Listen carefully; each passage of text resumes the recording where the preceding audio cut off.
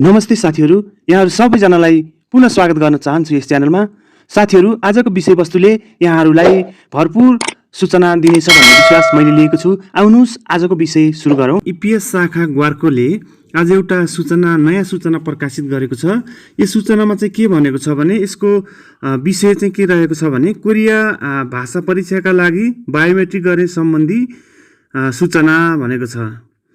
अब यसमा चाहिँ यो के भनेको छ भने रोजगार अनुमति प्रणाली इपिएस अन्तर्गत जान नेपाली कामदारहरूको मिति 2080 फागुन 7 तदनुसार 19 फेब्रुअरी 2024 गतेदेखि सञ्चालन भइरहेको युबिटी तर्फको कोरिया भाषा इपिएस टपिक युबिटी 2023 परीक्षाका लागि बायोमेट्रिक रजिस्टर गर्ने समयका सम्बन्धमा देहाय बमोजिम कायम गरिएको सबैमा जानकारीका लागि अनुरोध गर्छ।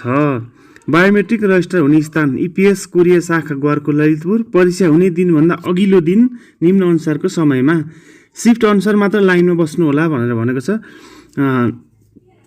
पहिलो सिफ्टले 10 बजेदेखि, दोस्रो सिफ्टले 11:30 बजे, तेस्रो सिफ्टले 1 बजे, चौथो सिफ्टले 2:30 बजे, पाँचौं सिफ्टले 3:30 बजेदेखि बायोमेट्रिकको लागि चाहिँ लाइनमा बस्नु होला भनेको छ। परीक्षार्थीहरूले परीक्षाको दिनको एक दिन अगावै आफ्नो सिफ्ट अनुसारको माथि उल्लेखित समयमा मात्र बायोमेट्रिक रजिस्टर हुने भएकोले सो समयभन्दा अगाडि वा पछाडि कार्यालयमा भिडभाड नगरिदिन हुन अनुरोध छ। साथै परीक्षार्थीहरूको मोटरसाइकल कार्यालय बाहिर सडकमा पार्किङ नगरी कार्यालयको परिसरभित्र मिलाएर पार्किङ गर्नुहुन समेत सम्बन्धित सबैमा जानकारीको लागि अनुरोध छ। अटेरी गरी सडकमा पार्किङ गरेमा नगरपालिका वा ट्राफिकले सवारी साधन लगेमा व्यक्ति स्वयं जिम्मेवार हुने विवरण समेत अनुरोध छ। इपिएस कोरिया शाखा भनेर भनेको छ। यो चाहिँ कस्तो हो भने यो अब धेरै साथीहरू लाग्न सक्छ कि बायोमेट्रिक गर्नलाई जति भाषा परीक्षाको लागि आवेदन दिनुभएको छ सबैले हो कि भन्ने कन्फ्युज हुनसक्छ। तर यो सबैलाई होइन, अहिले यो चाहिँ 7 गते जसको इक्जाम छ उनीहरूको लागि मात्रै हो। त्यस कारणले तपाईँहरूको पनि इक्जाम भएको अघिल्लो दिन यस्तै गरी सूचना प्रकाशित हुन्छ र तपाईँहरूले जुन तालिकामा नै देखेको छ कि तपाईँको बायोमेट्रिक कुन दिन हुने, त्यस पछाडि इक्जाम कुन दिन हुने भनेर तालिकामै दिएको छ।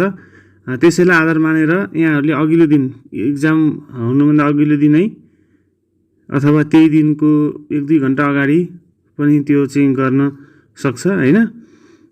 यहाँ भनेकै छ परीक्षा हुने दिनभन्दा अघिल्लो दिन निम्न अनुसारको समयमा भनेर भनेको छ। अघिल्लो दिन भन्नाले 6 गते यो। अब अरू मतलब कुन दिन तपाईँहरूको परीक्षा परेको छ त्यसको अघिल्लो दिन चाहिँ यसै गरी बायोमेट्रिक गर्न चाहिँ जानुपर्ने रहेछ।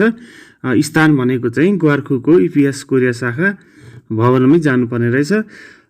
मैले अहिलेलाई यही एउटा नयाँ सूचना यहाँहरूलाई जानकारी गराउनको लागि यो भिडियो लिएर आएको थिएँ। भिडियो कस्तो लाग्यो कमेन्ट बक्समा सुझाव दिन नबिर्सनु होला भन्दै आजलाई भिडियो यति गर्छु।